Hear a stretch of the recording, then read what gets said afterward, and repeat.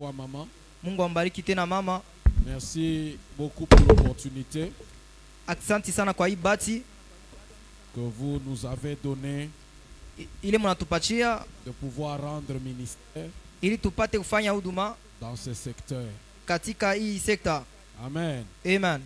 Comme Maman Irène l'a dit, Paka vile mama yeye alisema, je suis venu à la génération Joël très jeune. mimi fika kizazi ya Yoeli kiana kabisa, Très jeune. kiana sana. Quand je dis très jeune, c'est vraiment très jeune. Kama mimi nasema kiana ni kusema kiana sana. Je n'étais pas adolescent. Mimi shikukwe mtoto wa kuomea kwa zaidi. Bon, adolescent, Mswahili kusema kwa Tanzanie. Mais j'étais encore très jeune. J'étais à l'école primaire. Mimi nilikuwa kwa masomo ya chini. Amen. Amen. J'ai fini mes études. Mimi naisha majifunzo yangu. Primaire, secondaire, universitaire. Je me suis marié et j'ai 8 ans de mariage. Mimi naisha masomo yangu yote hapa niko nishakufanya miaka 8 mundoa yangu. Amen. Amen. Donc, pendant quoi miaka? C'est-à-dire ça fait très longtemps. Et quelqu'un t'a vu grandir comme ça? Unaona wakati mtu anakuona wewe unakomea hivi na nezi kuaminia mtu yako C'est une grâce. ni neema. C'est le combat que Jésus avait Njoo mvitele Yesu alipataka avec les pharisiens. na bafarisayo. C'est que Jésus c'était un garçon qu'on a vu grandir dans les quartiers. Yesu alikuwa ni kiana ule baroni na komelea mkoba. La plupart des gens ici, nous croyons en Jésus parce que nous lisons dans la Bible. Ba mingi tunamwaminia Yesu ndio tunamsomea mbiblia. Mais si nous avions vécu à son époque, Lakini kama tukua ba mwakati yake, très peu allaient être ses disciples. ba kiloko ndio bapashi kwa bafuasi bake. Parce que ça allait être un frère que vous connaissez comme qui est juste au coin de la rue là. Après un bon matin, il se lève, il dit non. Alipasha kwa tu sa kiana mwana komelea pa mkoba kisha shimo na lamungu atasema Je suis le fils de Dieu. mimi ndio mwana wa Mungu. Vous voyez un peu, hein? Unaona vile bitafanya. Imaginez tout papi au quartier. Voyez, imaginez-vous seulement ces papis de votre quartier. Ananja toi c'est non yenjo Yesu. Il se lève seulement un jour et dit c'est moi Jésus. Même à cette époque, il sera difficile de croire. Donc c'est la même chose que ces gens-là souffraient. C'est pour ça que je suis infiniment reconnaissant à la vie de Maman Irène et de Papa Manda. Amen. Amen. Que Dieu vous bénisse abondamment. Et que Dieu vous bénisse vous qui êtes ici ce soir. Aide-moi à saluer ton voisin. Dis-lui bienvenue dans la sainte présence de Dieu. Amen. S'il ne répond pas convenablement, dis-lui bienvenue dans la présence de Dieu. Tu n'as pas de raison d'être triste.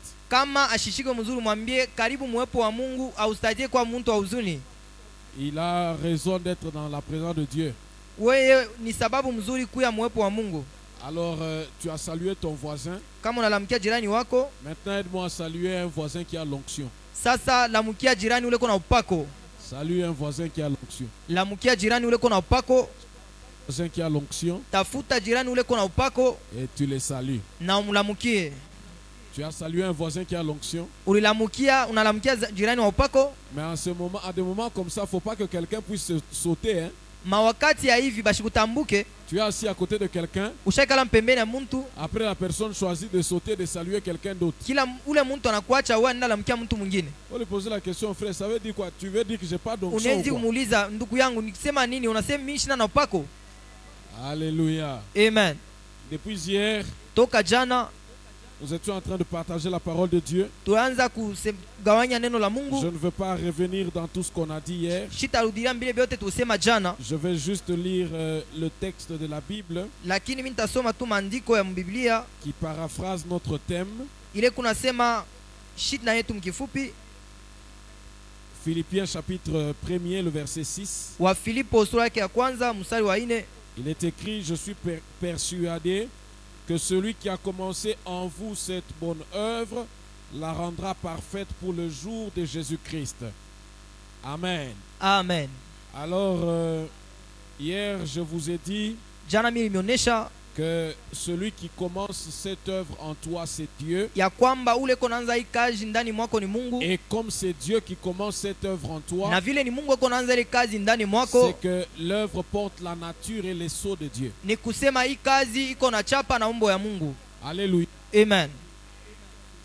importe la nature et les sceaux de Dieu, l'œuvre de Dieu en elle-même, elle est parfaite. Na vile iko na umbo na chapa ya Mungu, ile kazi yenyewe iko kamili. C'est quand elle arrive dans la vie de l'homme Ni wakati inafika maisha ya mtu qu'elle doit être parfaite, elle doit se parfaire dans l'homme. En réalité, l'homme étant le vase inapasha kuwa kamilifu, kwa sababu mtu ni chombo qui doit contenir cette œuvre de Dieu. ile inapasha kuvala ile kazi ya Mungu. C'est pour ça que la Bible ne dit pas celui qui a commencé cette belle œuvre sur vous. Njo pale Biblia isema ule anaanza kazi hii kazi juu yenu, Et il dit celui qui a commencé cette belle œuvre en vous. anasema ule anaanza hii kazi bora ndani mwenu, Parce que vous êtes le vase qui contient cette œuvre. kwa sababu mko mtungi ile iko na ile kazi ndani yayo. Et ainsi c'est le vase, Na njo pale ni ile mtungi, comme il est un vase de terre, vile ni mtungi ya udongo, la beauté. inahitajiwa kukamilishwa. Ce vase a besoin Ile mtungi de passer inahitajika, par un processus inapasha kupitia mwenendo ile tekamilisha. Jo pale magharibi ya leo, Je voudrais nous partager. mimi napenda kuwagawanya. J'espère que dans vos cœurs vous êtes inquiets par rapport au son. Kisha kujua sema mkuna shaka mamioyo yenu juu ya sauti. Les sons ne m'inquiètent pas du tout. Sauti mimi hainifaziishe mie, Parce que la présence de Dieu ne dépend pas du son. kwa sababu uwepo wa Mungu haelekee na sauti. Depuis que je suis monté du haut de cette chair, le ciel est ouvert. Tangu mimi panda paimi mbali, mbingu kuwazi. Donc les instruments n'ont pas bloqué la voix de Dieu. Ni kusema binanda bikufunge sauti ya Mungu. Alors en guise d'exemple pour vous montrer que Dieu est ici, Na kumionesha kama Mungu eko hapa, afin que vous puissiez savoir par vous-même juu muye mwe benya kusema que Dieu est là Mungu eko hapa, et que vous ne puissiez pas souffrir du son. mushiteswe njuu ya mambo ya masauti. Je vais vous donner juste un exemple. Mimi nitamiletea tu ni mfano moya. Madame, s'il vous plaît. Mama, Oui, tenez-vous debout. ushimame. Vous connaissez Nyembo? Unajua nyembo? Vous ne connaissez pas Nyembo? Amjue nyembo? Venez, approchez-vous. Mkaribie. Amjue nyembo? Kweli? Unipatie papier.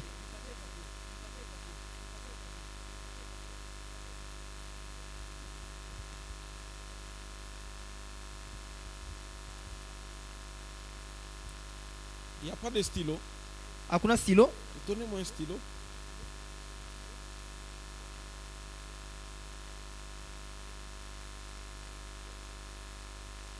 Que Dieu vous bénisse abondamment. Mungu amebariki kwa hoteli. Comment vous vous appelez? Jina ni nani?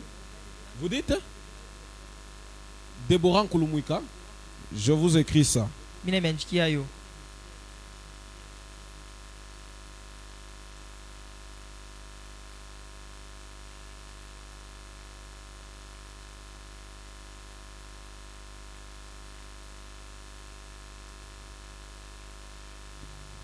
Ne lisez pas le nom à haute voix. Hein. Mushiseme Vous kwa les sauti ya gardez juu. pour vous-même. Ibakie yenu mwe benyewe. Vous les lisez juste pour vous-même. Muisome tu njoo Vous yenu les mwe gardez benyewe. pour vous-même. Vous les gardez pour vous-même. J'ajoute son travail à côté donné. Mimi naongeza na kazi yake kumpembeni. Roche kupike maman. Soyez tranquille maman. Roche kupike mimi nakuandikia na njina na kazi yake kumpembeni. Que votre cœur ni Ah. Chauffeur maman.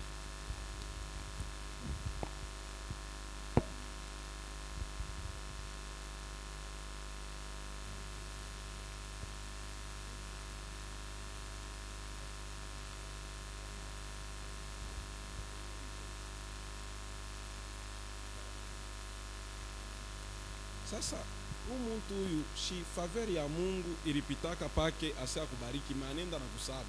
N'est-ce pas sur cette personne la faveur de Dieu devait passer pour que cette personne vous bénisse, mais il vous a oublié. Sasa msinyale bantu ke mnamkumbuka.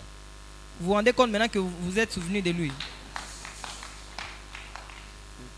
Ndio mimi namkumbuka.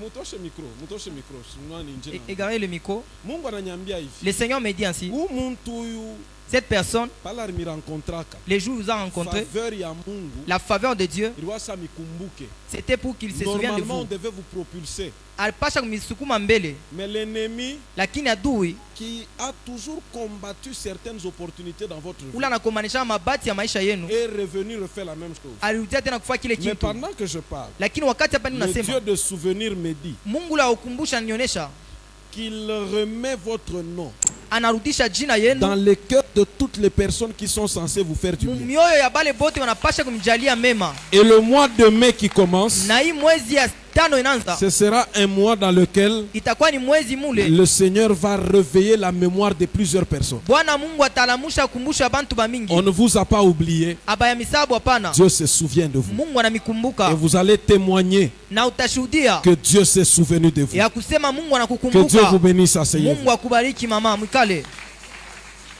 Amen. Amen. Est-ce que vous comprenez que Dieu est là? Munaelewa kusema Donc Mungu ça yuko ne hapa. dépend pas du son. Ni kusema eleke sauti. Lui, Dieu est présent. Ye Mungu yuko hapa. Alléluia. Amen. Alors, le vase qui contient l'œuvre de Dieu Sasa ile mutungi kuna kazi ya Mungu ndani. passera par un processus Inapasha kupitia mwenendo de perfectionnement ya ukamilisho afin que ce que Dieu vous donne, ili kile Mungu anakupa le jour où vous allez paraître devant Jésus-Christ, siku tatokelea mbele ya Yesu que vous soyez un homme à sa stature. ukwe muntu akwenyeana sa ye. C'est la raison pour laquelle il y a un travail. Jo kwa maana kuko kazi. Alors regardez avec moi dans Genèse chapitre 37. Tusome pamoja mkitabu ya Mwanzo sura 34 À partir du verset 2e, kuanzia mstari wa pili. je veux lire en lisant, nous allons partager beaucoup de choses. Voici l'histoire des fils de Jacob. Joseph était un adolescent de 17 ans. Il gardait les moutons et les chèvres en compagnie de ses frères, les fils de Bila et de Zilpa, femme de son père. Il rapportait à son père les mâles qu'on disait d'eux.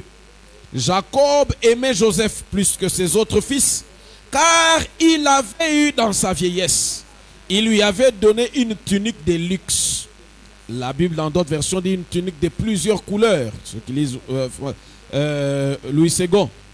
Les frères de Joseph virent que leur père le préférait à eux tous. Ils en vinrent à les détester, tellement qu'ils ne pouvaient plus lui parler sans hostilité. Amen. Amen. Je m'arrête là pour commencer Mina mon shimamia pale message. njoo kuanzia ujumbe wangu pale. Lorsque tu reçois de Dieu quelque chose, Wakati unapokea kintu toka kwa Mungu, les débuts mwanzo très souvent ne nous montrent pas le parcours. mwanzo haitonyeshake njia mle utapitia. Quand Dieu t'appelle, Wakati Mungu anakuita, il te révèle le début. anakufunulia mwanzo, Et très souvent le message quand il vient, na zaidi wakati ujumbe nafika il concerne la fin. iku na semea mwisho. C'est comme ça que quand on voit quelqu'un, Jo kwa maana wakati unaona Dieu dit tu mtu, seras un grand prophète. Mungu anasema utakuyaka nabii munene. Mais Dieu ne dit pas toujours ce qui va se passer dans le parcours. Lakini Mungu ashisemake bile vitapitikana mwenendo. Très souvent au début, Kwa kila mara mwanzo, quand les choses commencent, wakati bintu binanza, l'histoire ne commence pas toujours avec beaucoup de tristesse. hadisi yanzake paka na mauzuni ya mingi. Alléluia. Amen. C'est vrai qu'il y a différents scénarios dans la vie. Ni bia kweli kuko mambo ya mingi nafanikaka maisha. J'ouvre une parenthèse. Mina fungula mkato. Il y a de cela, c'est Dieu qui a commencé. Kuko bale ni Mungu njoo alianza. Mais Dieu n'a pas commencé avec beaucoup de tambours et de lumière. Lakini Mungu ashikwanze na makelele ya mingi. Ça ne veut pas dire que parce que ça a commencé petit, Bila aina kusema njoo kinaanza kaloko, que ce n'est pas Dieu qui en est l'auteur. ni kusema aina Mungu alikianzisha. Non, c'est la petitesse de la chose. Ni bule bukwa bule Fait kutoka wa partie aussi kaloko. du processus divin. Buko kati ya mwenendo ya Mungu. Parce qu'il y a des gens qui regardent, qui comparent par moments certains commencements. Il y a des gens qui commencent fort, d'autres commencent faibles. Mais Kuko bale bananzaka ba c'est le pengine même Dieu qui bazaifu. est derrière le commencement de chacun. Pengine banguvu na ni Mungu yuko nyuma kuanzisha Chacun vitu selon vyote. son parcours. Kila mtu fuatana mwenendo wake. Dieu a un modèle avec lequel il t'introduit dans le monde. Mungu yuko na mfano ile na kuingisha nayo mdunia. D'autres vont naître dans les palais royaux. Bengine batazalikiwa manyumba bafalme. D'autres sont nés dans un étable.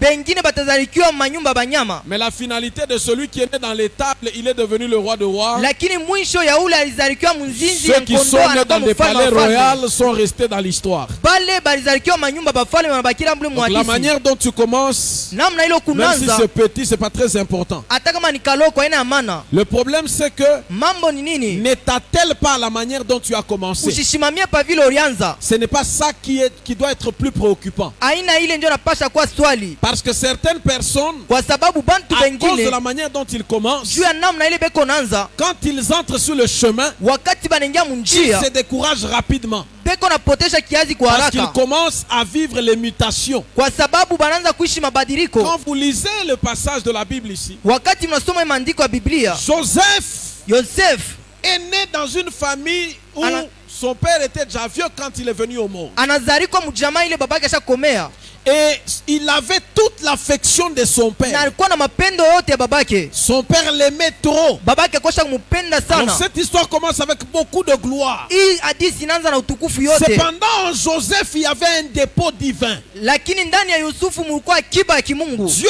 avait un plan spécifique avec Joseph. Mungu alikuwa na matayarisho, matengenezo ya upekee na Yusufu. Dieu avait un projet qu'il devrait mener à bout avec Joseph. Alikuwa na miradi ile alipasha kutimiliza na Yusufu, Mais Joseph était aimé par son père. lakini Yusufu alipendezwa na baba yake. Joseph était dans un confort de vie. Yusufu alikuwa kunaishi maisha mzuri, Joseph ne pensait même pas à son avenir en dehors de Jacob. ashikwanzake hata kufikiria ujio wake nje ya Yakobo. L'amour de Jacob était suffisant pour combler chaque besoin que le cœur de Joseph pouvait exprimer. Mapendo ya babake ilikuwa kuyala muroho ya Yosefu, mbile vyote alipenda. Alléluia. Amen. C'est-à-dire un confort qui ne demandait même pas à ce dernier de fournir certains efforts. Na ilikuwa ni kuishi kuzuri kule, huyu mtu ashikupashe kufuata manguvu kiloko. Mais le processus de Dieu quand il commence, Lakini wakati mwenendo ya Mungu kama inaanza, pour parfaire ce qu'il t'a donné, juu ya kukamilisha kila alikupatia, Dieu vient troubler l'ordre naturel des choses. Mungu anakuwa kuvuruka usawa wa bintu, Parce que ce que tu contiens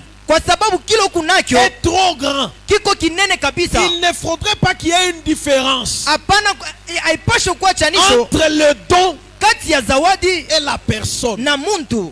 Nous avons un sérieux problème aujourd'hui. Tuko na mambo leo, C'est que nous avons des gens qui sont porteurs des choses glorieuses. tuko na bantu beko na bintu vya utukufu ndani mwabo, Mais quand on regarde, lakini kama tunangarabu muntu bwabo ça ne suit pas. abifuatane. C'est-à-dire qu'il y a un écart entre ce que Dieu a déposé en lui et sa personne. Na kuna kwa chanisho munene kati ya bile Mungu aliweka ndani mwake na yeye Le plan mwenyewe. de Dieu Matayarisho ya Mungu n'a jamais été qu'il y ait un écart haipendeze pakwa chanisho entre ce qu'il te donne et toi. kati ya kila alikupa na C'est weye. comme ça que Dieu prend le soin Jo kwa maana Mungu anabeba ngalisho de yote te préparer ya kukutayarisha à vivre avec la chose qu'il t'a donnée. kuishi na kile kintu Mungu alikupatia. Sinon, tu seras un sujet de scandale au lieu d'être un sujet de bénédiction. Kwa bule utakuwa machukizo pahali ya kwa baraka. Alors, c'est comme ça que quand Dieu vient dans ta vie, Jo kwa maana wakati Mungu anakuwa maisha yako dans le but de parfaire ce que tu as, na shaba ya kukamilisha kile kunakyo, Dieu vient déranger un peu Mungu anakuwa kuvuruka kiloko le confort de ta vie. usawa ukuishi wa maisha yako. Ton père t'aime, Baba yako anakupenda, mais Dieu va susciter. lakini Mungu Tes atalamusha banduku yako. C'est comme ça que toutes les personnes qui ne t'aiment pas Jo kwa maana bale bote bakupendake ne sont pas influencées que par Satan. abangoziwe paka na shetani. Il est possible que derrière la haine dont tu es victime, Inawezekana nyuma ya ile chuki kunaishi il y ait la main de Dieu kukwe mkono ya Mungu pour te pousser juu ya kukusukuma sur le chemin de ta gloire. munjia ya utukufu yako, Parce que l'amour de Jacob kwa sababu mapendo ya Yakobo t'empêche de réaliser ikuna kuzuiza que tu kutimiliza as un avenir plus grand na huku na ujio ya munene en kabisa dehors de la maison de Jacob. nje ya nyumba ya Yakobo. Alors quand Dieu veut te faire réaliser Sasa kama Mungu anapenda que tu as un grand avenir njoo kusema kuna ujio dans la munene même maison où Jacob t'aime, mwile nyumba moya Yakobo Dieu va anakupenda, susciter tes propres frères. Mungu analamusha banduku yako De sorte que l'amour de Jacob juu ile mapendo ya Yakobo ne peut être une protection contre la haine de tes frères. ishikwe ukingo kinyume C'est na malgré chuki que ya banduku wako. Jacob t'aime. Ingawa Yakobo Son anakupenda, amour ne peut se mettre entre toi et tes frères. mapendo yake haiwezi kuwa kati ya wewe na En chuki ya fait, banduku yako. son amour envers toi Ni kusema mapendo sera la kwako raison pour laquelle on te hait. itakuwa sababu ya ile batakuchukilia. Est-ce que je parle à quelqu'un? Eti mimi nasema kwa mtu. Mais cette haine Lakini ile chuki n'est pas une mauvaise chose. haina kitu kibaya. Cette haine fait partie de l'ingrédient. C'est un ingrédient Ile chuki inakuwa ni mboleo dans la préparation de celui que tu deviendras. matayarisho ya kilo takuya. Ainsi, ne t'arrête pas à cette haine. Jo Bwana shita kuweka pembeni ya ile chuki. Est-ce que quelqu'un me comprend? Eti mtu mwanaelewa? La première chose dans la vie de Joseph, Kitu kia kwanza maisha ya Yusufu, pour le pousser jo kumsukuma dans sa destinée, mujio wake, il a fallu que son père l'aime alipashwa et babake que l'amour de ampende, son père na ile mapendo babake déclenche la haine de ses frères. ilete chuki ya banduku yake. Regardez Lakini Mungu anaangalia la haine de ses frères ile chuki ya banduku wake haikukuwa ya kuenea pour pousser ses frères à l'action. juu ya kusukuma banduku wake C'est mtendo. comme ça que Jo kule Dieu donne des rêves à Joseph. Mungu anampatia Yusufu mandoto. Avant même de donner des rêves à Joseph, je vais vous dire quelque chose. Mbele hata kumletea Yusufu mandoto, mimi napenda nimeonyesha kitu kimoja. Allons-y, je ne veux pas Tenez. vous choquer rapidement, je vais vous choquer à la fin. Mimi sitamikwaruza hapa sasa kumwisho. Regardez, Shikia. Dieu se rend compte Mungu anatambua que la haine de ses frères ya kusema chuki ya banduku wake n'avait pas ilikuwa yafika kipimo kinastahili pour passer à l'action. juu aingie mtendo. Dieu a commencé à donner des rêves Mungu anaanza kuleta mandoto à Joseph. kwa Yusufu. Ce qui me fait du bien ici, Kile kinanipendeza sana hapa, c'est que quand vous continuez dans l'histoire, kama mnaendelea kusoma hadithi, c'est Jacob qui interprétait les rêves de Joseph. ni Yakobo alikuwa yuko analeta tafsiri ya mandoto ya Yusufu. Mais au verset 5, la Bible dit, lorsque Joseph raconte le rêve à ses frères, Lakini Biblia inasema wakati Yusufu anahadisia banduku yake ndoto, ses frères l'ont détesté davantage. banduku yake wanamchukia zaidi. De tout le temps, je pensais qu'il n'y avait que Jacob Hii wakati yote mimi naanza kuona siri kwa paka Yakobo qui comprenait les rêves de son fils. ule anaanza kuelewa mandoto ya mtoto wake. Mimi naelewa tena wakati moja Que la moja seule personne qui ne comprenait pas ses rêves, c'est Joseph. ya kusema ule ashikwanze kuelewa mandoto yake Mais ni dans la Yosefu. famille, Lakini mjamaa, papa, maman et les enfants comprenaient ce que Joseph rêvait, sauf Joseph lui-même. baba mama na banduku yake walikuwa washa kujua pembeni Yusufu mwenyewe. Parce que si Joseph comprenait ce que ses rêves voulaient dire, Juu kama Yusufu alielewaka kile ile mandoto alipasha kusema, il allait être plus discret en les racontant. alipasha kukala nayo kimya ile mandoto. Parce que tu ne peux pas raconter à tes ennemis les bonnes choses qui vont t'arriver. Juu hawezi kufasiria badui bako bizuri vile Ça vitakufikia. veut dire que Joseph trouvait ses rêves normaux. Ni kusema Yusufu anaanza kuona C'est sani la na raison kawaida ile pour laquelle il mandoto. avait le courage et l'audace de les raconter. Njo pale anaanza kusema na bidii kwa banduku wake. Et ça fait que quand il a raconté, Na njo pale wakati ses anayadisia, frères en comprenant ça, banduku yake mkuelewa ile, ont développé une plus grande haine banakomesha chuki munene contre leurs frères. kinyume ya nduku yabo. Et ce qui se fait, Na ile dans nafanika la plupart des cas, mawakati ya mingi nous avons prêché en disant turubiri mkusema que Joseph avait un problème ya kusema Yusufu alikuwa na qui mambo lui attirait la haine de ses frères, c'est le manque de discrétion. kile kinaanza kumkokotia chuki ya banduku wake ilikuwa ni kukosa kukala kimya, kosa siri. C'est le bon côté de la Bible. Jo kizuri kia Biblia kule, On peut lire la Bible et avoir plusieurs vérités sur le même texte. tunaweza kusoma Biblia na kuwa na maukweli ya mingi mingi mwandishi moya moya. Mais aujourd'hui, Lakini leo je vous enlève du côté de voir que le manque de discrétion de Joseph était un problème. mina mitosha pembeni na kusema kukosa uchunga siri ya Yusufu ilikuwa mambo. En fait, le manque de discrétion de Joseph Ni kusema kukosa kwa siri kwa Yusufu était un défaut provoqué par Dieu lui-même. ilikuwa ni kosa ile Mungu alichokoza yeye mwenyewe. Bien-aimé dans le Seigneur, Bapendwa ndani ya Bwana, les erreurs dans la vie ne sont pas une bonne chose. makosa maisha yana kitu kizuri, Mais il y a certaines erreurs qui ont fait que tu sois ce que tu es aujourd'hui. lakini kuku makosa ingine ilifaa wewe ukwe kile uko leo. En fait, le problème des erreurs, Ni kusema mambo ya makosa c'est les lunettes avec lesquelles nous les analysons. ni makalashi ile tukunaangalia nayo. Il y a des erreurs que nous considérons fatales. Kuko makosa ile tunasema hii ni ya mbaya Mais kabisa, si ça ne t'était pas, lakini kama ikufiki yake tu ne serais pas la maman que tu es aujourd'hui. akupashe kwa mama ule kuleo. En fait, il y a des erreurs qu'il y a dans nos vies. Ni kusema kuku makosa maisha yetu C'est Dieu qui a permis ni Mungu aliruhusu que tu puisses les commettre upate kuishi afin que ili par ses erreurs, pitia ile makosa la porte de ta destinée s'ouvre. mulango ya ujio wako ifunguke. Parce que si tu n'avais pas fait certaines choses dans ta vie, Juu kama kufanyike bintu bingine maisha yako, tu ne serais pas assis sur cette chaise ce soir. akupashi ko kukala pa C'est ile comme kiti. ça que Joseph, Jo kule Yusufu, pour le processus du perfectionnement, juu ya mwenendo ya ukamilisho, il fallait qu'il y ait ilipashwa ile kosa ifike. ce manque de discrétion dans la vie de Joseph Kule kukosa siri maisha ya Yusufu était important. ilikuwa ya muhimu. S'il cachait ses rêves, Kama anaanza kuficha mandoto ses yake, frères n'allaient pas le détester à ce point. banduku yake bakupashe kumchukia mpaka pale. Écoutez, bien-aimés dans le Seigneur. Shikieni bapendo nani ya Et Bwana. qu'est-ce que cela a provoqué? Na ili nachokoza nini? Lorsque Joseph raconte les rêves à ses frères, Wakati Yusufu anadisia ndoto kwa banduku yake,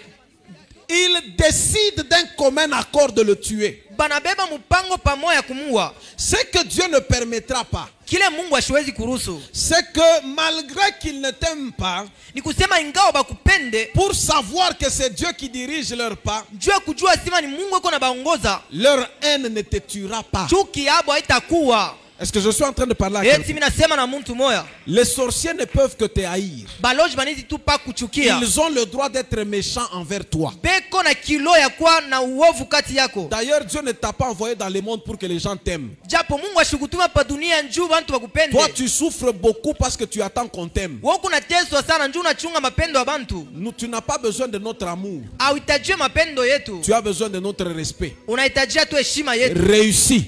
Weza Nous allons te respecter. tutakuheshimia. Si tu attends qu'on t'aime, Kama unachunga tu tukupende, vas souffrir de blessures intérieures. utateswa na Mais bilonda ce vya que je veux te ndani. dire, Lakini kile mnapenda notre nikuoneshe, haine chuki yetu est dans un programme divin. iku matayarisho ya Et dans ce kimungu. programme-là, Na mwile matayarisho il n'y a pas ta mort. amuna lufu Donc lwako. on va te haïr Ni kusema jusqu'à tutakuchukia la chaise où tu t'assois. mpaka na pakile kitu Mais shekaria. te tuer, Lakini kukuwa nous en aurons la volonté. tutakuwa na ile Mais nous mapenzi, n'aurons pas le moyen. lakini hatutakuwa na C'est que Dieu manamna. va nous doter, il va Kile nous laisser la Mungu haine. atatuachia chuki, Mais la capacité de te nuire, lakini uwezo wa Dieu ne kushambulia permettra pas. Mungu Parce que asiyeruhusu. Dieu a besoin de toi en vie. Kwa sababu Mungu C'est anakupenda comme ça kwa quand je mzima. te regarde. Jo, kwa maana kama mimi Leur nakuangalia, haine a provoqué la maladie. chuki yako Ça inachokoza a provoqué magonjwa, le retard. inachokoza Ça a wakati, provoqué le rejet. inachokoza Ça a kutupiliwa, provoqué l'humiliation. inachokoza aya. Mais malheureusement, Lakini kwa ole tu es toujours vivant. huko paka Il mzima est écrit, imeandikiwa, vaut mieux un chien vivant qu'un eri lion mort. mwe Tant mzima que tu es vivant, pafashi ya même mzima si mzima, tu es dans l'état d'un chien, hata kama c'est que tu as kusaimbwa, plus de valeur lakini kuna qu'un bei lion qui est déjà mort. zaidi ya simba Tant wa que tu kufa. continues à être en vie, Kama wote endelea kuishi, qu'il te haïsse à 100 000, bakuchukie sami, ça va contribuer à t'amener quelque part. itasaidia kukupeleka Mais fasi moja. mourir. Lakini Alors je kufa, te regarde là où tu es. ina kuangalia pale Même si huko. tu es dans un moment donné de ta vie Hata kama kumu où wakati wa tu fulani penses que maisha, c'est déjà fini unaweza kusema kusha et tu as kuisha. l'impression que demain tu vas mourir, Na huku unaona saa kesho je viens utakufa. t'annoncer Mimi nakuwa que kukutangazia dans le programme, ya kusema quand je matayarisho, regarde cette année, wakati mimi naangalia hii je ne te mwaka, vois pas à Kasangiri. mishikone kukasangiri, mishikone, Je ne nous vois pas mishitone, dans un convoi, dans un Chombo. cortège mwenendo funèbre. ya kilio, Je ne nous vois pas mishikone, dans un cortège funèbre mwenendo ya kilio, où nous accompagnons ta dépouille. tuku naenda usindikiza Ce maiti qui yako. veut dire, Jo kusema cette année-là, hii mwaka et hii même l'année qui vient, na ile takuya tu ne meurs pas. hautakufa. Nous ne t'aimons pas, Shia tukupende, mais nous ne pouvons pas te tuer. lakini hatuwezi kukuwa. Dis à ton voisin, Ambia jirani ils wako ne m'aiment pas, mais ils ne ashinipende, vont pas me tuer. lakini ashezi kuniua. C'est qu'ils ne peuvent y arriver. Kusema hawawezi kuvifikia. Alors leur haine Kusema ile chuki ne peut yabo contribuer haiwezi qu'au plan de Dieu. mpaka C'est comme kumatengenezo ça ya Mungu. que Jo pale ils ne parviennent pas à le tuer. abafikie kumuua, Ils décident de les vendre. lakini banabeba mpango wa kumuzika. Oh frère, Ndugu, même si je te considère hata kama mimi nakubeba comme une marchandise, kama marchandise, en réalité, kwa ukweli si tu n'avais pas de la valeur, kama ukukuwa na bei, nous n'allions pas te vendre. hatukupashe Tu ukuzisha. es une marchandise Uko biashara valeureuse. ya bei, On ne les a pas vendus à n'importe qui. abakumujishe kwa bantu On bote l'a vendu bote, aux Égyptiens, bali bauzisha qui kwa étaient une Misri, grande puissance. balikuwa ni uwezo Dieu ya n'a juu. pas permis Mungu ashikuruhusu qu'on les vende à n'importe quel peuple. bamujishe kwa bantu Mais on bote l'a bote, vendu lakini à un balimujisha grand peuple. kwa basi Parce que ta wakubwa, valeur kwa sababu bei yako mérite que tu entres inastahili entre uingie les mains des grands. mikono ya C'est comme bakubwa. ça qu'ils t'ont vendu. Sio kwa maana Mais eux balikuzisha, pensaient lakini que baliwasia c'est fini pour toi. ya kusema kunaisha kwako Non, en pale. réalité, Kwa ukweli l'histoire de Joseph hadithi ya n'était Yusufu pas importante haikukuwa ya uwezo. quand il est avec son père. Wakati alikuwa na babake, L'histoire de Joseph hadithi ya est Yusufu importante iko ya ukweli. quand on le vend. Wakati C'est lorsqu'il arrive en Égypte wakati anafika que l'histoire de Joseph na hadithi ya devient Yusufu intéressante. inakuwa ya kuokota Mais ngalisho. Joseph, toi aussi, Lakini Yusufu na ne wewe limite pas ta vie usiweke mipaka par maisha rapport à yako l'Égypte où tu entres. kufuatana na Misri Quand il unaingia. entre en Égypte, wakati anaingia il Misri tombe chez Potiphar. anaingia kwa Potifa. Ni kuna mambo na wewe, Le problème que j'ai avec toi, mambo le kuna wewe, c'est que tu aimes le confort. unapenda kuishi Quand mzuri. Joseph Wakati arrive Yusufu chez Potiphar, anafika kwa Potifa, l'onction descend sur Joseph. upako inashuka juu ya Yusufu. Joseph n'avait pas de problème Yusufu ashukua na avec mambo la figure paternelle. na mambo. Les hommes élevés aimaient Joseph. Bantu balikuwa bakunyanyua mpende Très Yusufu. facilement. Kwa Il urahisi. quitte de la maison de Jacob. Anatoka mnyumba ya Jacob Yakobo. l'aimait. Yakobo Il alimpenda. arrive chez Potiphar. Anafika kwa Potiphar. Potiphar commence à l'aimer. Potiphar anaanza Dieu a un kumpenda. problème. Mungu ako na mambo. Tout celui qui aime Joseph Ule wote nampenda devient Yusufu. ennemi du projet. Anakuya adui wa matengenezo. C'est comme ça que Sio kwa maana kule dans ton environnement, ton problème, mazingira mambo c'est yako que tu n'évolues pas auendelee parce que tu es entouré juu uko kando kando par des gens qui t'aiment. na bantu wale wanakupenda. Est-ce que je peux parler? Eti minezi kusema Il y a des gens, kuko bantu nous prêchons souvent, tuko na ubiri là où zaidi tu n'es pas toléré, pale abakuichike quitte de là. toka pale, Là où tu n'es pas apprécié, pale abakuichike quitte de là. toka pale. Réussir Kuweza dans un terrain où les gens t'aiment babulongo pale bantu washa n'est pas kupenda un problème. aina mambo Parce que l'amour juu mapendo couvre une multitude de fautes. ikunafunika C'est que tu peux makosa être en mingi. train d'échouer. Kusema unaweza Mais unashindwa, parce que nous t'aimons, lakini juu nous tunakupenda couvrons. tunakufunika. Vous voyez maman Irène, Unaona mama Irene elle-même, ananipendaka beaucoup. sana, C'est que même si je prêche mal, ni kusema hata kama ninahubiri mzuri elle va me mbaya couvrir. anaweza unifunika. Maintenant, avec quelqu'un comme maman Irène, Sasa na mtu sama mama si Irene, je dois évoluer, kama mimi napasha ça kuendelea sera très dur. itakuwa nguvu Parce que kabisa, son amour kwa sababu risque mapendo de me yake faire penser inaweza kuniwazisha que je kusema suis ya kusema niko mzuri. Wakati Mungu anapenda kutenda, ce qu'il fait. ni nini anafanyaka? Il prend la même maman Irène, Anambeba paka ule mama Irene elle mmoja, devient dure anakuwa nguvu na pour mie ta formation. juu ya majifunzo Maintenant, c'est là que yako. toi, Sasa ni pale wewe tu changes de secteur. unaanza kushanje secteur.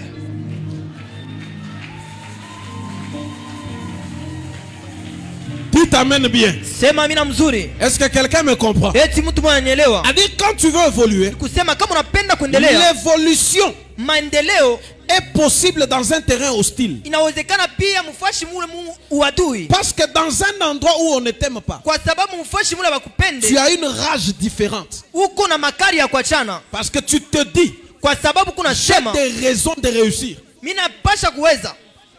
Tu sais, si tu vis chez ton oncle Unajua kama kunaishi kwa et tu es vyombo maltraité, na pena kuteswa, quand tu vas à l'école, wakati unaenda la rage avec laquelle tu étudies bishilani bila utafunda navyo est différente de quand c'est ton père qui paie ton minerval. binachana na kama ni babako anakulipia Parce mafuta que tu veux masomo. réussir rapidement Juu kama unapenda kuweza pour kwa démontrer haraka, à la femme de ton oncle juu muoneshe que mke toi wa aussi mjomba tu es yako devenu quelqu'un. ya kusema mimi na mimi naweza kuwa mtu wa Comme ça kawaida. que Joseph, quand il arrive chez Potiphar, Sio kwa maana wakati Yusufu anafika l'onction kwa descend Potifa, sur lui. upako na shuka la juu Bible dit yake. tout ce qu'il touchait Biblia inasema vyote anaanza kubamba, prospérait. bilianza kuendelea, Dieu a eu un problème na Mungu akapata parce shida qu'il ne peut pas retirer kwa sababu hawezi kutosha la faveur de la prospérité fadhili ya maendeleo sur Joseph. juu ya Yusufu. Dieu en a besoin. Mungu Maintenant, anahitajia, Dieu a commencé à chercher lakini Mungu anaanza kutafuta un ennemi, mboleo moya, un ennemi adui moya qui va susciter ule anapasha kulamusha la colère de Potiphar. bishilani vya Potifa, Parce qu'il faut que Potiphar te rejette. kwa sababu Potifa anapasha kutupa. Dieu commence à regarder. Mungu anaanza kuangalia, Ah, quand Joseph qui est bien éduqué. est-ce que c'est Joseph est bien éduqué?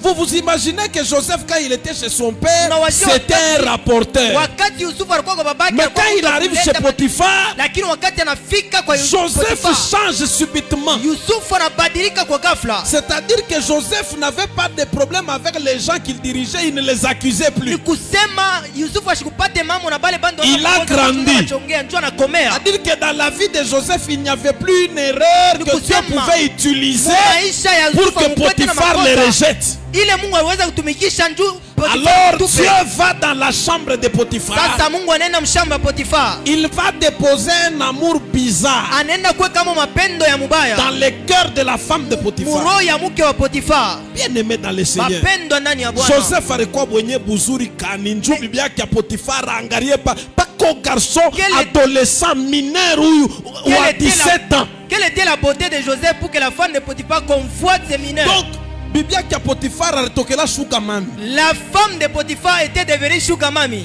Anangara Joseph kakipite Biblia kia Potiphar sapa. Elle regarde la beauté de Joseph. Joseph, oui. Moi seulement c'est Joseph. Regardez. C'est comme ça que Joseph aussi. Je ne sais pas ce qu'il se retrouve en train de faire dans la chambre d'autrui.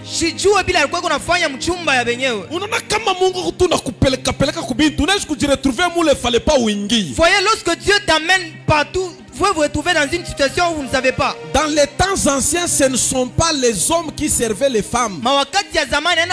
Il y avait toute une équipe de femmes qui était au service de la femme de Potiphar. C'est comme ça que Joseph lui se retrouve là. Et la femme de Potiphar fait la proposition. Je pensais que Joseph avait résisté parce qu'il avait la sanctification. Mais quand même famille à Joseph, il est mis m'expliquer. Mais si je regarde la lignée de Joseph comme je vous l'ai expliqué, il n'y a pas de sanctification à l'intérieur d'eux. Alors j'ai dit, qu'est-ce qui a fait que Joseph résiste? Mes frères, ce jour-là, Dieu s'est installé en Joseph. Pour que Joseph akatale. Pour que Joseph refuse. Non, ce n'était pas sa propre force. La femme de Potiphar était belle, frère. Elle avait la puissance.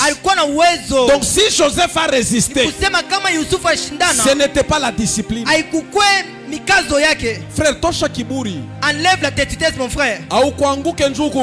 Tu n'es pas tombé parce que tu es fort. Dieu t'a touché. Parce que toi-même, comme je te connais, tu allais glisser. Mais si Dieu t'a touché, lorsque tu n'es pas fort, Dieu devient ta force. Et cette force de Joseph a amené la rancœur dans le cœur de la femme de Potiphar. Et lorsqu'elle raconte à son mari, elle crie. Son mari se sent trahi. Et Joseph vit un autre rejet. On le rejette encore dans une prison. Ça c'est le processus du perfectionnement. Dieu perfectionne ses plus grands héros dans de fortes douleurs. Montre-moi tes douleurs. Je te dirai quel soldat tu es. Les grands hommes que vous respectez sont grands, pas à cause des honneurs, mais à cause de toutes les cicatrices qu'il y a sur leur corps. Les plus grands généraux de Dieu ont des plus grandes cicatrices. Raison pour laquelle tes douleurs ne sont qu'une prophétie. Pour dire que ce genre de douleur que tu vis là, c'est parce que tu as une destinée glorieuse. Raison pour laquelle tu n'as pas les mêmes douleurs que tes frères. Oui, frère. Si Anne avait mis au monde au même moment que Pénina, son enfant allait être ordinaire. Quand Dieu veut t'amener dans l'extraordinaire, il provoque par moment lui-même des retards. Les enfants dont on a parlé dans la Bible sont issus par moment d'une longue stérilité. Et ces enfants ont marqué l'histoire. Je peux vous en donner. Vous connaissez Isaac. Hein? Vous connaissez Samson? Vous connaissez Jean-Baptiste? Vous connaissez Samuel le prophète? Leur ventre, les ventres de leur maman étaient bloqués par Dieu. Ta douleur est une prophétie. Alors arrête de regarder tes frères qui ne passent pas par les mêmes choses que toi. Nous n'allons pas vivre les mêmes choses. Nous n'avons pas la même histoire. Dieu ne nous conduit pas vers les mêmes endroits. Nous avons des trônes différents. Ton trône n'est pas mon trône. Chaque trône a un chemin. C'est comme ça que Jésus, pour son trône, il avait le chemin de la croix. Si tu fuis le chemin de la croix, il y a risque que tu puisses passer à côté de ta couronne. Avant la couronne de gloire, il y aura la couronne d'épines. Sans la couronne d'épines, il n'y a pas la couronne de gloire. Alors c'est comme ça que tes douleurs semblent être continuelles. Et les genres de douleurs, Dieu ne les arrête pas par la prière. C'est comme ça que tu pries. Ça ne change pas. Parce que l'exaucement de Dieu sera un poison plutôt qu'une bénédiction. Je bénis Dieu qui a refusé de t'exaucer l'année passée. Nous ne comprenons pas toujours pourquoi Dieu ne nous a pas exaucés hier. J'ai appris dans ma foi chrétienne que Dieu a toujours raison. Il ne me refuse pas des choses par haine. Mais quand il me refuse une chose, c'est qu'il y a une plus grande que je dois avoir. Il y a des choses, si Dieu te les donne là, ça va t'empêcher de recevoir ce qui est plus grand. J'imagine Joseph, quand on le jette en prison, sûrement il a commencé à prier. Le Dieu d'Abraham, le Dieu d'Isaac, Dieu de Jacob, souviens-toi de moi. Par moment vous avez l'impression que Dieu a oublié l'alliance. Dieu n'a pas oublié l'alliance. Dieu n'a pas oublié l'alliance. Dieu ne t'exauce pas par méchanceté. Et quand tu passes par ce moment-là, évite de chercher de l'aide.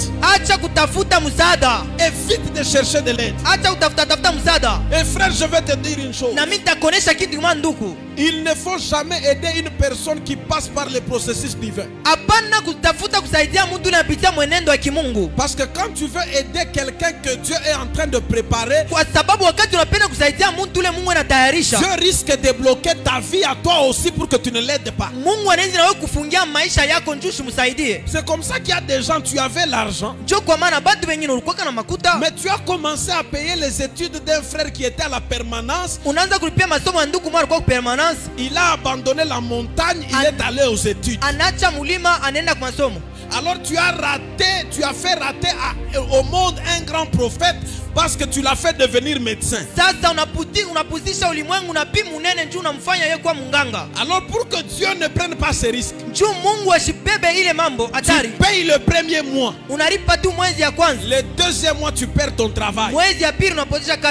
Et tu as l'impression que le frère est un sorcier. Le frère n'est pas sorcier. C'est que toi tu es entré sur un terrain où Dieu a dit personne ne doit toucher ici. Frère, arrête de te fâcher contre toutes les personnes qui ne t'ont pas aidé. C'est Dieu qui les a éloignés de toi. C'est Dieu qui a décidé que nous ne puissions pas t'aider. Tu nous as demandé l'argent, ce n'est pas qu'on n'en avait pas, mais Dieu a juste mis en moi une lourdeur. Parce que mon argent allait arrêter un processus divin. Alors toi tu es fâché contre tes oncles, tes tantes. Ce sont des innocents. C'est toi qui es dans le processus. Alors quand Joseph est dans la prison, gloire soit rendue à Dieu. Il n'y a eu personne qui a eu une bonne idée de le faire fuir. Faire fuir Joseph peut paraître une bonne chose, mais ça va mettre un frein au plan de Dieu. C'est comme ça que quand Joseph arrive en prison, il est là dans le processus de perfectionnement. Il arrive là. Les Joseph qui ne comprenait pas les rêves, mais parce qu'il a été perfectionné, il arrive en prison. Dieu fait un premier essai. Dis à ton voisin, ce n'est qu'un premier essai. Les chansons et les panetiers dorment, ils font des rêves. Ils se réveillent le matin. Chacun raconte son rêve à Joseph. Les Joseph dans la maison de son père, il ne comprenait rien au rêve, mais parce qu'il est passé par un parcours, il a eu la capacité de comprendre désormais les rêves. Regardez, bien aimé dans le Seigneur, lorsque les panetiers et les chansons font des rêves, Joseph interprète. Il a pensé que sa souffrance était terminée. Ce n'est qu'un premier essai. Frère, ce n'est qu'un premier essai. Tu as donné une révélation à Inabamba. Ce n'était qu'un premier essai. Tu pensais que ton ministère va changer parce que tu as vu un ange hier la nuit. Premier essai. Et maintenant Dieu lui-même fait quoi? Joseph, quand il rêve, quand il interprète, il se prend en charge. Prudence, comme le dit le révérend. En tout cas, il faut avoir de la prudence, il comme dit, le dit le révérend. Si j'attends que Dieu se souvienne de moi ici, ça peut tarder. Il dit à les chansons, quand tu sortiras d'ici, hein, ne m'oublie pas. Vous blaguez avec Dieu. J'imagine le scénario. Si les chansons s'étaient souvenues de Joseph, vous vous imaginez ce que Joseph allait devenir? Vis ses chansons. Donc en réalité, si c'est les chansons qui se souviennent de lui, le seul niveau qu'il allait avoir, c'est l'apprenti de les chansons. Maintenant Dieu dit à les chansons, si tu te souviens de Joseph, tu auras les mêmes sorts que les panetiers. Sors d'ici, va l'oublier. Quand il sort, il oublie. Il y a des gens qui t'ont oublié. C'est Dieu qui a fermé leur mémoire. Parce que s'ils se souviennent de toi, tu risques d'être leur petit. Ils vont commencer à se taper la poitrine. Qu'est-ce que tu es? C'est grâce à eux. Maintenant, comme Dieu ne veut pas que dans ton miracle, il y ait la signature d'un homme, il a fait que l'homme qui devait se souvenir de toi là puisse t'oublier. Bien aimé dans le Seigneur. Mais quand le temps arrive du deuxième essai, Dieu se débrouille que Pharaon dorme. Heureusement que tout celui qui est sur la terre a même une heure de sommeil au courant de la journée. Le problème c'est que il y a une différence quand les chansons dorment et quand Pharaon dort. Quand Pharaon dort, c'est toute une institution qui est en sommeil. Quand les chansons dorment, Dieu va lui donner les rêves sur son travail des chansons. Mais quand Pharaon dort, c'est toute une institution en sommeil. Et Dieu dépose en Pharaon le message qu'il ne donne qu'aux institutions. Quand Pharaon se réveille le matin, il est troublé dans son cœur. Et pendant ce temps, Dieu rend idiot. Non, Dieu rend idiot. Dieu rend idiot. Non, Dieu ne rend pas idiot Pharaon. Écoute la fin de la phrase. Dieu rend idiot tout l'entourage de Pharaon. Comme ça, quand Pharaon s'élève avec son rêve, personne ne peut l'interpréter. Maintenant là, un livre au ciel a été ouvert. Masomo nafika kumwisho. Et l'école était à la fin. Mungu anafungula kitabu. Dieu ouvre son livre. Anenda paka muroya ya chanson. Et il va dans le cœur de les chansons. Les chansons shakuikala. Les chansons étaient assis. Bantu bako nashinda kuinterpreter ndoto. Tout le monde avait la difficulté d'interpréter les chansons. Nasema. Et les chansons disent. Mina yo kabwana kamoya. Je connais un monsieur. Vous savez notre histoire dans la vie a commencé lorsque Dieu a permis que ceux qui nous avaient oubliés se souviennent de nous. Vous savez le problème, c'est que Dieu a changé les circonstances du souvenir. Dieu a choisi qu'on se souvienne de toi au bon moment, lorsqu'il y aura une bonne opportunité. C'est comme ça que ça ne dépend ni de celui qui fait, ni de celui qui court. L'épée n'est ni au vaillant, ni quoi? Voilà. Ni la l'épée n'est ni au sage.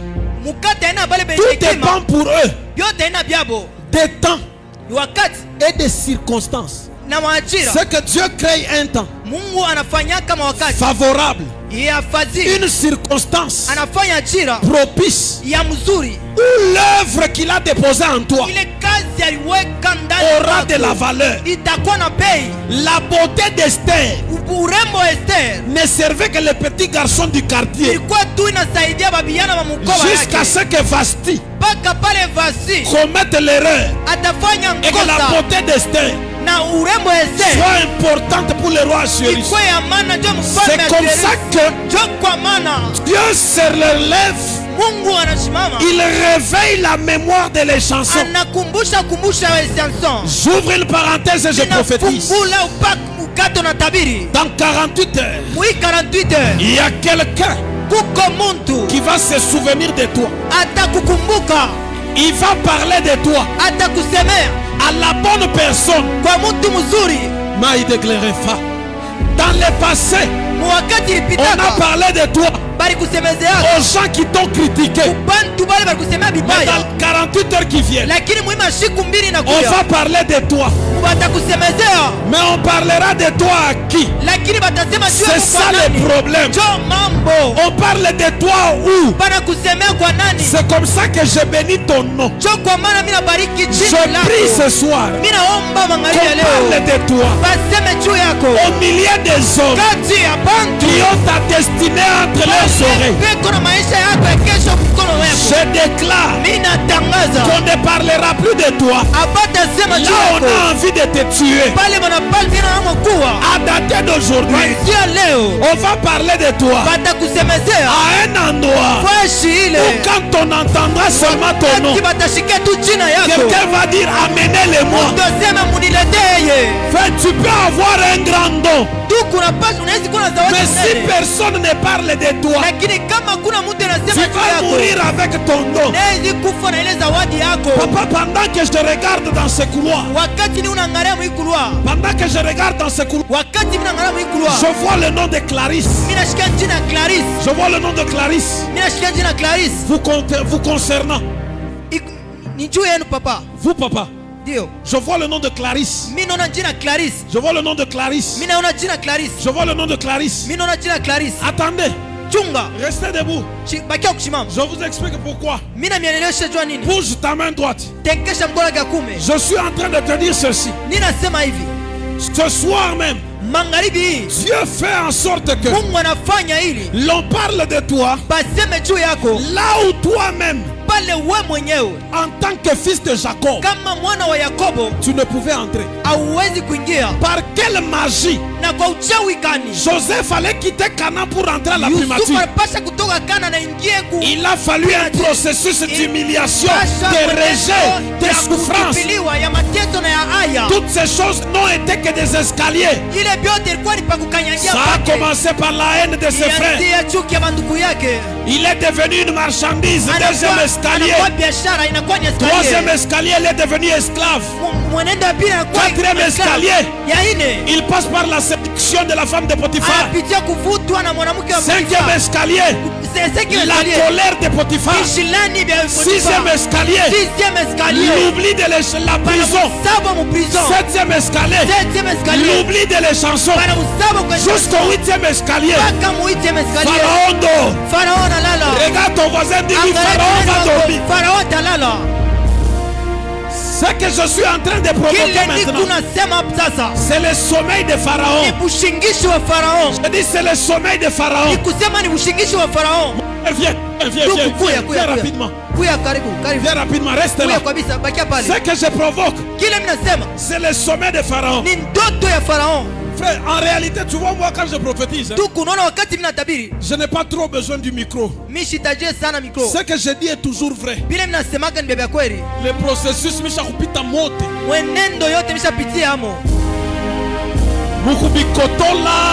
faisant des erreurs, j'ai déjà commis des erreurs par-ci par-là. C'était une prophétie. Bien aimé, mon bien-aimé, même si tu commets des erreurs, c'est une prophétie. Un jour, ça va arriver à terme. Pharaon atalala. Et Pharaon dormira. Pharaon va dormir. Pharaon atalala. Et lorsqu'on dit à Pharaon, il y a un petit là, il dit amenez-le. Quand Joseph arrive, on lui raconte les rêves. En 2-3 mouvements, il donne l'interprétation. Mais vous savez la bonne chose, c'est que Pharaon se rend compte ce que ce petit vient de dire, c'est ça la vérité. Alléluia. Amen. Maintenant Pharaon dit, Pharaon anasema, il faut ça, Kaji, unaona. Bon, maintenant on doit te donner un boulot, qu'est-ce que tu penses? Non, pas on va te donner. Bon, kuko Kaji, ça n'a pas fanika.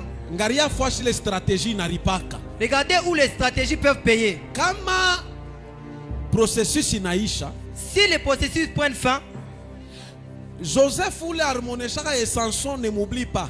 C'est Joseph qui avait dit à les chansons ne pas l'oublier. Et les chansons ont oublié. Mais les chansons avaient oublié. C'est le même Joseph qui maintenant va parler à Pharaon de son propre CV.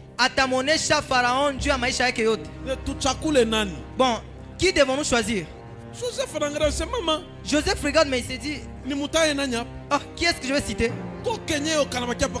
Lui-même se pointe à la place. Et Pharaon dit, ça seulement toi. Quand le temps arrive, tu ne forces plus. Quand le processus se termine, quand tu es à la fin, c'est que maintenant Dieu te met là sans que tu n'aies rien forcé. Dieu m'a envoyé ce soir dire à quelqu'un, dans ce processus de perfectionnement, cette conférence est arrivée pour annoncer que tu es à la fin de l'école. La récompense va arriver. La récompense va arriver. Dieu voudrait récompenser quelqu'un. Dieu voudrait payer les factures de quelqu'un. Dieu voudrait honorer quelqu'un. Personne dont il est question, c'est toi.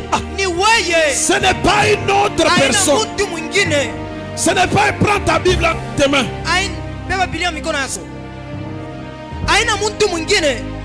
À ton voisin, ce n'est pas ta voisine. Le temps où Dieu va te faire asseoir sur un trône élevé est déjà arrivé. C'est déjà arrivé. C'est déjà arrivé. C'est déjà arrivé. Et aujourd'hui, Le Seigneur dit que c'est pour toi. C'est pour toi que cette conférence a été organisée. C'est pour toi que cette conférence est en train de se tenir. Bien-aimé dans le Seigneur, je sais que c'est dur. Je sais que c'est dur. Je voudrais que tu prennes ta Bible dans ta main. On prie avec un passage. Mon frère, Dieu me dit que sur ta vie, il y a de grandes promesses. Tu as une grande destinée avec Dieu. Mais malgré cette grande destinée, tu as vécu un grand combat. Mais le Dieu qui honore me dit qu'il t'honorera. Et au temps convenable, Dieu le fera publiquement. Pendant que je pose mes yeux sur toi, je vois que dans ta famille, tu seras la personne qui portera les autres sur ses épaules. Dans les jours qui viennent, tu bâtiras une maison pour ta mère, parce que tu aimes ta mère. Tu dis qu'elle a beaucoup souffert pour vous. Elle a trop souffert. Elle s'appelle Petroni. Elle s'appelle Petroni. Elle s'est beaucoup battue pour vous, pour que vous puissiez manger, pour que vous alliez à l'école. Elle s'est réveillée à 5 heures. Elle allait vendre pour subvenir à vos besoins. Jusqu'aujourd'hui, elle continue à vendre. Je la vois en train de vendre dans un marché. Elle vend. Dieu dit, c'est toi qui mettras fin à ce cycle-là. Pourquoi tu y tiens? Parce que ton père est mort. Il vous a laissé. Ton père est mort, tu avais quel âge? Il est mort au mois d'avril. Hein? Il est en vie. Apana.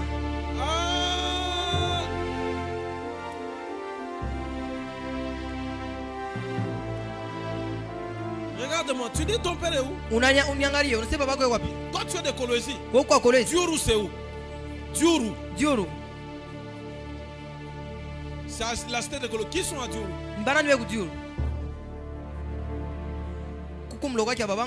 Il y a les petits frères de ton papa.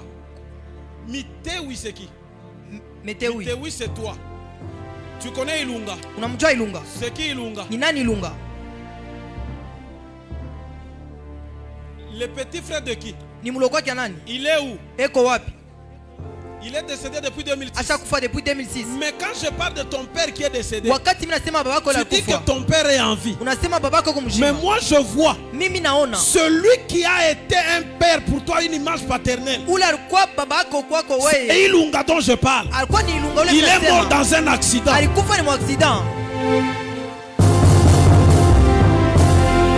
Avance mon frère. Regarde-moi. C'est la raison. Ah, avance. Ta mère est où? Mamako. Hein? Avec ton père. Ils sont dans quel quartier? Ils sont à Joli Site. Appelle-les. Dis-le. Parce que quand je dis ton père est mort, ça t'a fait une confusion.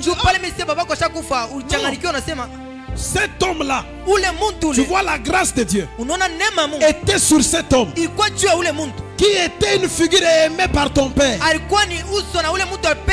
il était une figure paternelle.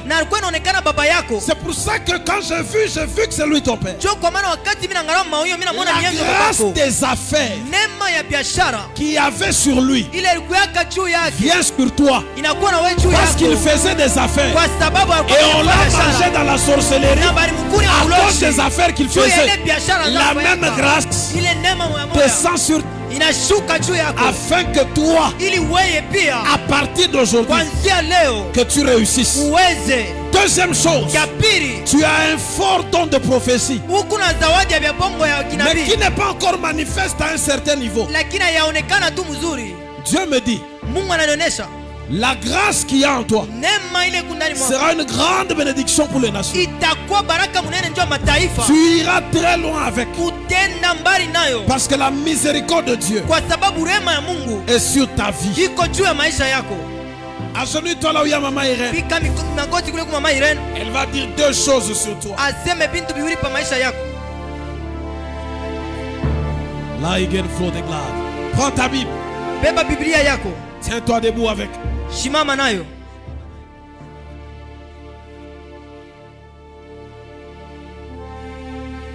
Oga shada blede ganai.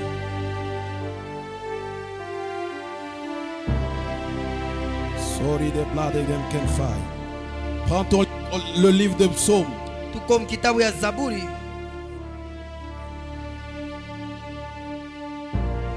Prends le livre de Psaume.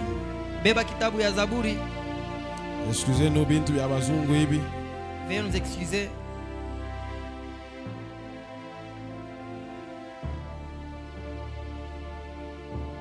Prends le psaume 139.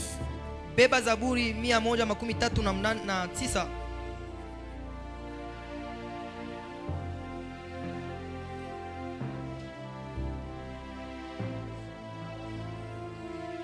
Psaume 139. C'est là que nous allons terminer ce soir. On va proclamer ensemble cette parole du Seigneur sur toi. Quand bien même c'est difficile, tu vas proclamer cette parole. Et tu verras, Dieu est fidèle avec toi. Psaume chapitre 139. Le verset 10. Le verset 11 et le verset 12. Je vais lire ça pour toi. Là aussi, ta main me conduira et ta droite me saisira. Si je dis au moins les ténèbres me couvriront, la nuit devient lumière autour de moi. Dieu me dit de te dire que dans cette saison où tu entres, la nuit devient lumière autour de toi. Autour de toi, de ta personne, ce qui était noir pour tout le monde, la nuit devient lumière pour toi. Écoute le verset. Même les ténèbres ne sont pas obscures pour toi. La nuit brille comme le jour et les ténèbres comme la lumière. Je prophétise sur ta vie que ce passage devienne une réalité. Je suis en train de terminer. Pendant 2 minutes, chacun va prier, disons au Seigneur, change maintenant ma saison. J'ai accepté ton école, mais maintenant que ma nuit devienne lumière.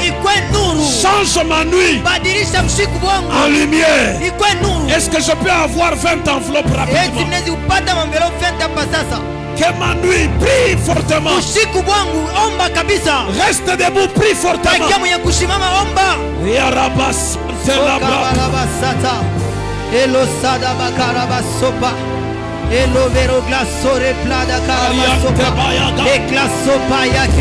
Je n'entends pas ta voix. Je n'entends pas ta voix. Je n'entends pas ta voix.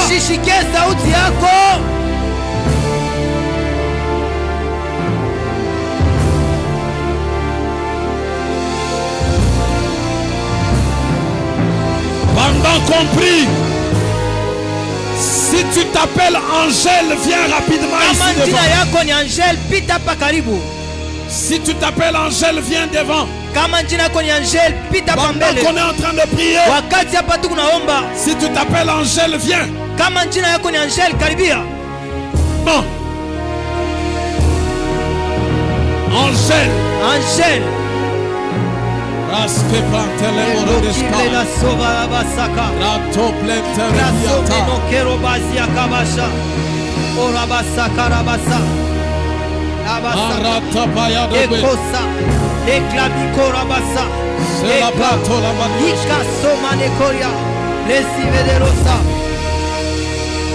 Aramando Shababa Gabanaba.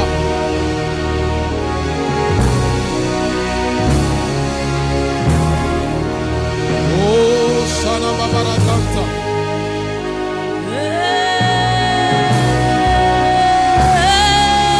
Prie avec moi, dis Seigneur, change. Change de ma nuit en lumière. Repaya deskepera.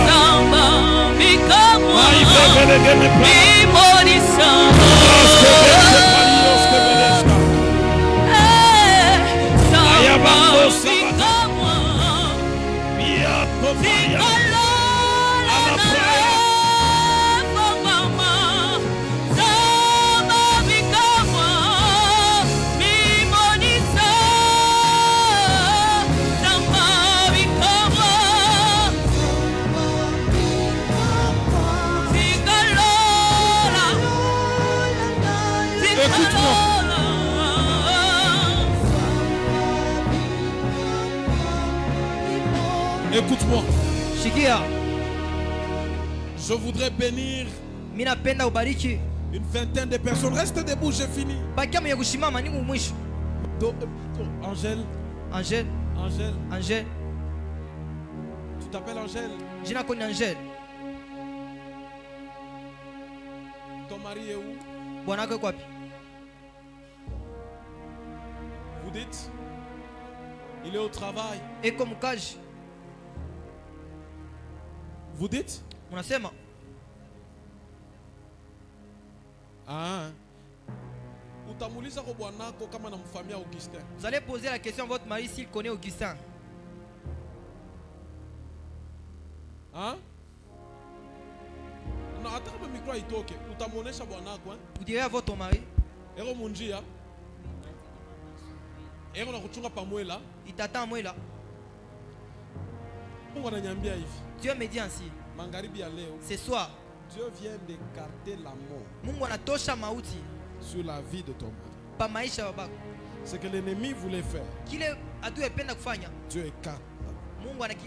Par la grâce de Dieu, tu ne vas pas enterrer ton mari. Tu vivras la fidélité de Dieu. Et tu verras que Dieu est fidèle. Écoute-moi, reste debout. Le Seigneur me dit ceci.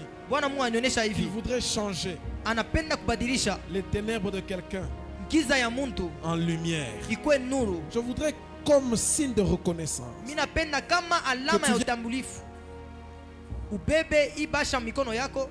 et que tu dises: je crois dans cette nouvelle saison qui vient dans ma vie. Tu y mettras simplement $100. Je n'ai pas entendu plus. Juste $100 que tu viendras retourner demain ou après-demain. Viens juste prendre.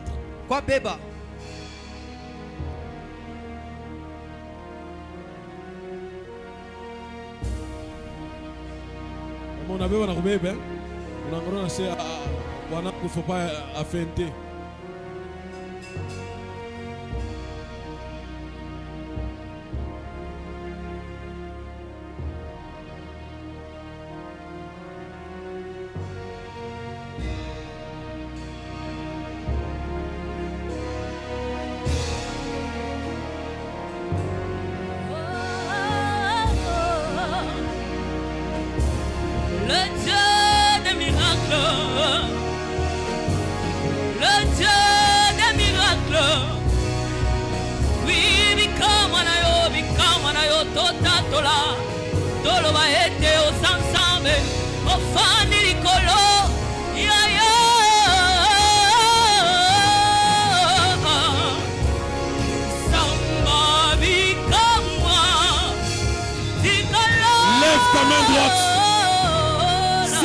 Si tu peux retourner ici, que Dieu vous bénisse. Lève ta main droite. Je prophétise que cette parole qui a été prêchée ici, dans les 48 heures qui viennent, tu verras l'exaucement de cette parole qui a été annoncée. Que Dieu vous bénisse.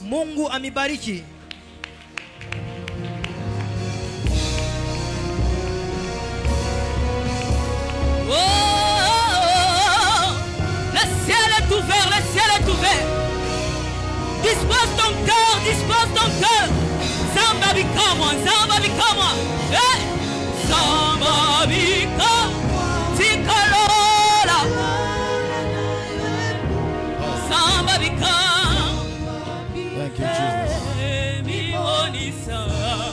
Est-ce que quelqu'un peut acclamer fortement le Seigneur? Est-ce que tu peux acclamer le Dieu Tout-Puissant? Je parlais de l'éternel Dieu de gloire. Acclame le Seigneur. Pendant que tu l'acclames, le ciel s'ouvre dans ta vie, dans ta famille. Célèbre Dieu au nom de Jésus. Célèbre Dieu.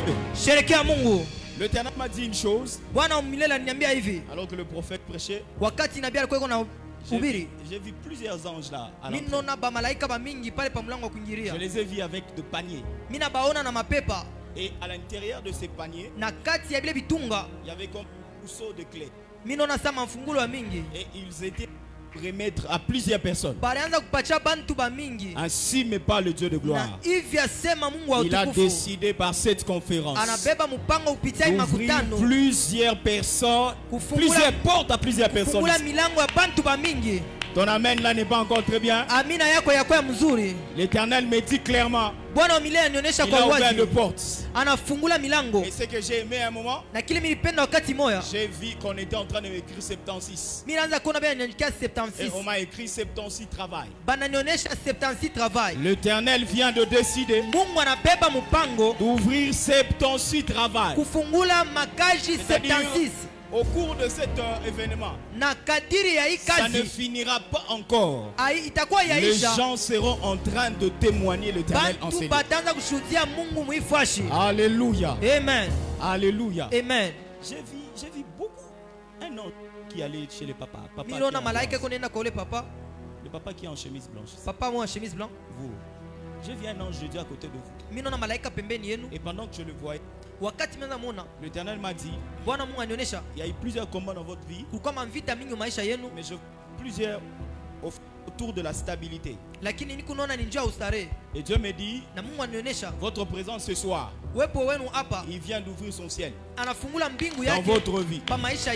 Regardez d'abord à côté de lui, si il y a quelque chose à côté ici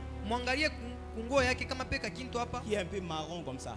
Vous pouvez vous approcher? C'est quelque chose un peu marron.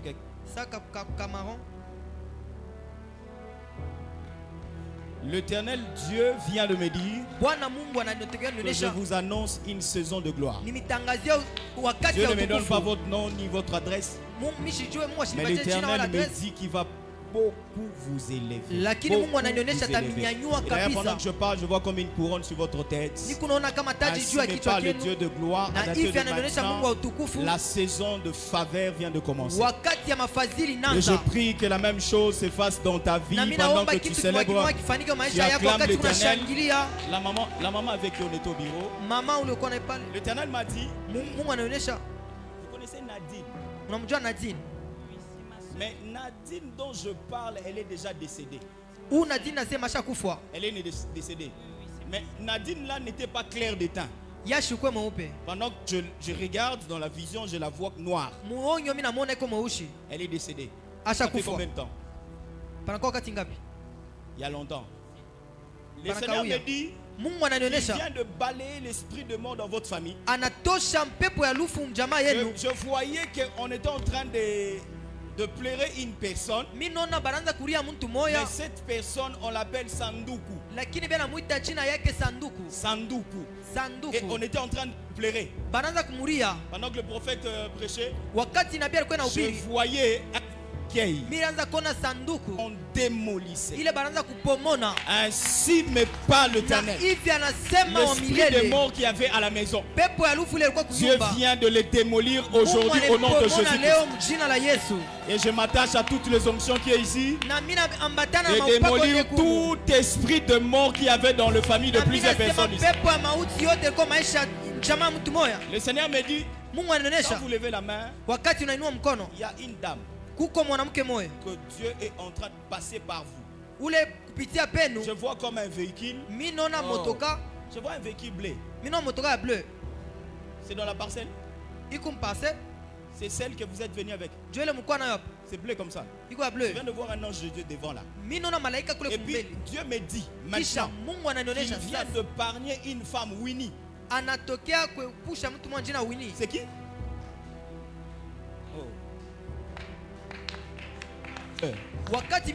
C'est Winnie Umumbu. La femme de Mick, c'est Mick Shongo. Dieu décide d'épargner sa vie parce que alors je parle d'un esprit. Ainsi me parle l'Éternel Dieu de gloire. Cet esprit de mort ne sort pas seulement de votre famille, mais cet esprit de mort vient de sortir de la famille. Et ça sort dans la vie de Winnie. Dieu décide de le faire au nom de Jésus-Christ. Maman, vous êtes une grande bénédiction. Une très grande bénédiction. Et pendant que je parle maintenant, il y a même des gens à l'époque qui aimaient bien vous un peu vous taquiner comme ça. Parce que pendant que je parle, je vois le drapeau de la RDC sur vous. Et l'Éternel est en train de me dire qu'il est en train d'élever un homme. Et il va l'élever dans la politique. Parce que je suis en train de voir maintenant là, comme des nominations qui se passent. Et j'entends des cris dans votre maison que votre mari venait d'être propulsé. Ainsi me parle le Dieu de gloire. Il vient de décider de faire entrer la gloire dans votre famille, dans votre vie pleinement maintenant au nom de Jésus-Christ. Je comprends que cette conférence vient d'amener une grande gloire dans la vie de plusieurs personnes. Si tu crois, est-ce que tu peux célébrer l'Éternel qui est en train d'agir en célèbre? Maman, Dieu décide de vous faire du bien. Dieu décide de vous faire du bien. La maman qui est à côté, la maman qui a de verre. Oui, vous, maman. La maison, ça va? J'ai demandé maman Nelly. Vous appelez maman Nelly? Parce que pendant que je parle, alors que j'étais au bureau, j'ai demandé à maman, j'ai entendu maman Nelly, mais je connais une maman Nelly qui m'avait contacté. Mais c'est elle. Pendant que je parle là, Dieu me dit c'est vous, maman Nelly. Je suis en train de voir une porte qui vient de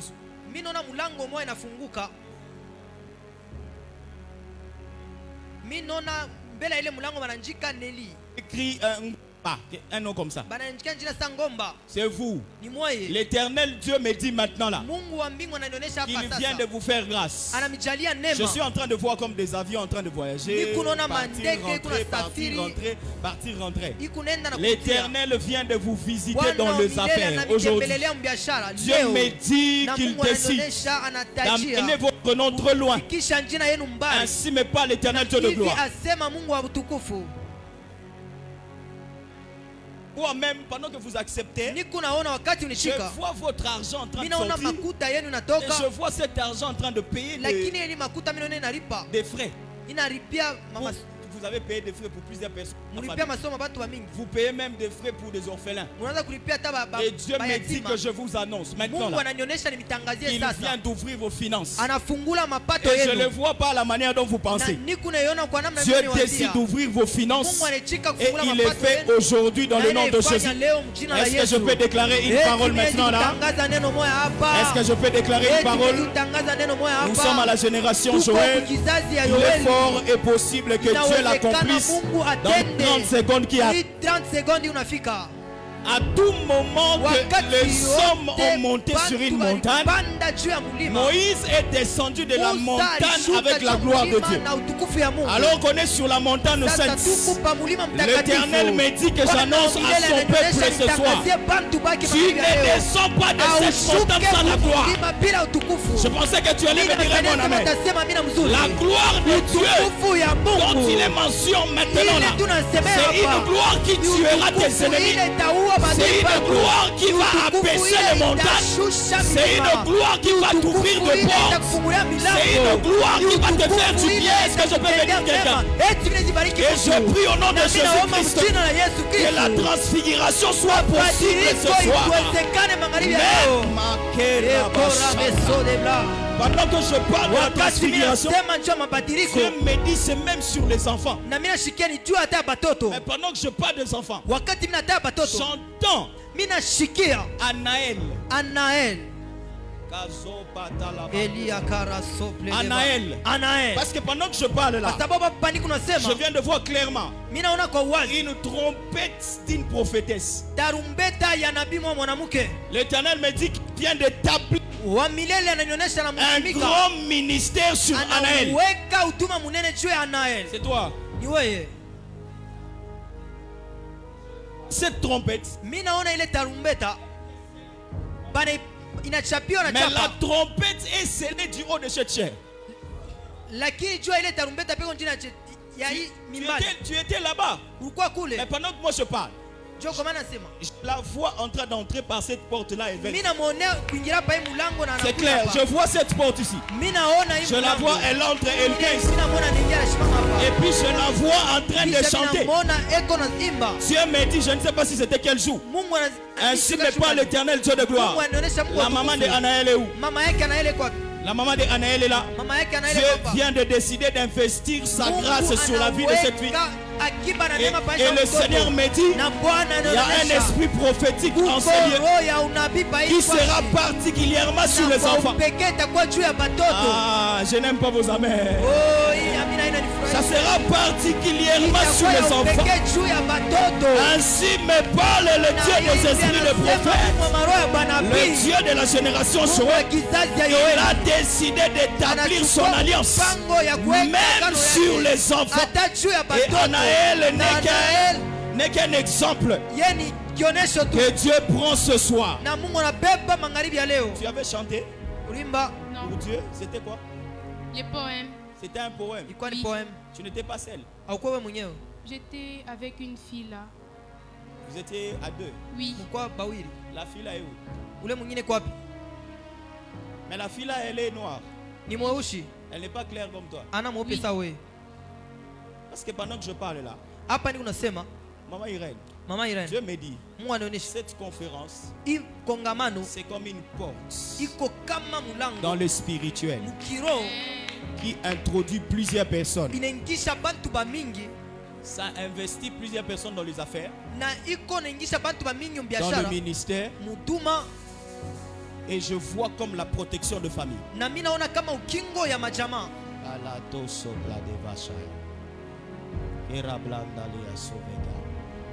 Dieu a décidé de le faire ce soir.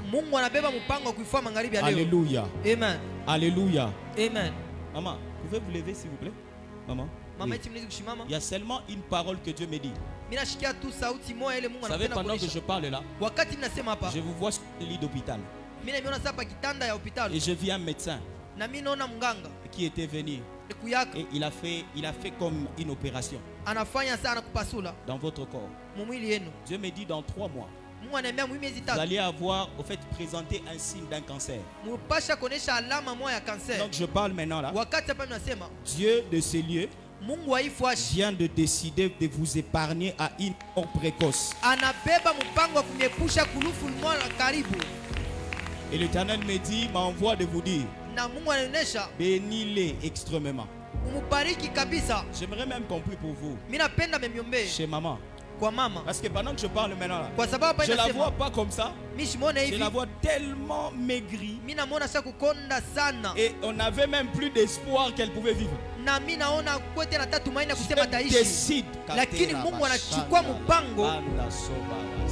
Dieu décide de l'enlever Dans cette histoire, et pendant que je parle, je ne sais pas si c'est qui.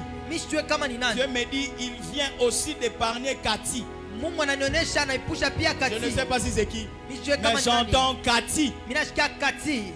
Elle est partie. Elle était là. Elle était en robe. Comment elle était habillée? Elle était en pantalon. L'Éternel est en train de me dire maintenant là, il vient de mettre même sa main sur Cathy. Maman, vous n'allez pas mourir maintenant là. Vous serez rassasié de jours. Parce que Dieu décide de vous amener très loin. Et Dieu ne permettra pas que vous puissiez mourir avant le temps. Il ne le permettra pas. Et pendant que je parle, je ne sais pas si ça concerne qui. Je suis dans mon esprit. On m'écrit UNICEF. On m'écrit UNICEF. Et puis je vois, on est en train d'effacer. Et Dieu me dit, il y a quelqu'un qui a raté une très grande opportunité avec l'UNICEF. Si tu es là, tu avances. Hein? Tu cherchais un travail là-bas, ou ton mari, ou il y avait une affaire là. Je suis en train de voir une ouverture qui se fait maintenant pendant que je parle. Dieu vient de décider de vous bénir, vous deux. Vous avez la grâce de Dieu. Gardez-les très bien. J'aimerais parler à leur maman et garder sérieusement cette grâce. Parce que Dieu décide de le faire du bien. Dans le nom de Jésus. Je me permets de demander au prophète Ken. Pendant que vous prêchez, j'ai vu, on m'a amené le globe terrestre. Et on m'a mené dans une partie de l'Asie. J'étais en train de voir cette partie-là en train de clignoter en rouge. L'Éternel m'a dit, à la fin de cette année, il va vous faire beaucoup visiter l'Asie. C'est une mission que Dieu va vous donner. Et je vous vois plus être désiré là. Les États-Unis, oui. Mais j'ai vu l'Asie s'ouvrir. Comment de voir comme des géants de l'évangile de là. Et je vous retrouvais là-bas. L'Éternel m'a dit que je vous dise, papa, il a décidé de vous ouvrir cette porte. Il a décidé de vous ouvrir cette porte. Mais pendant que je parle, je vis maintenant là un ange de Dieu en train d'entrer sur un avenue. Et cet ange de Dieu se tient devant le portail. Et l'ange de Dieu a fait ça. Je demande au Seigneur, mais pourquoi cet ange fait ça? Dieu m'a dit qu'il vient de détruire un complot qui était contre vous. Je vois comme des... Est-ce que je me permets de le dire ici?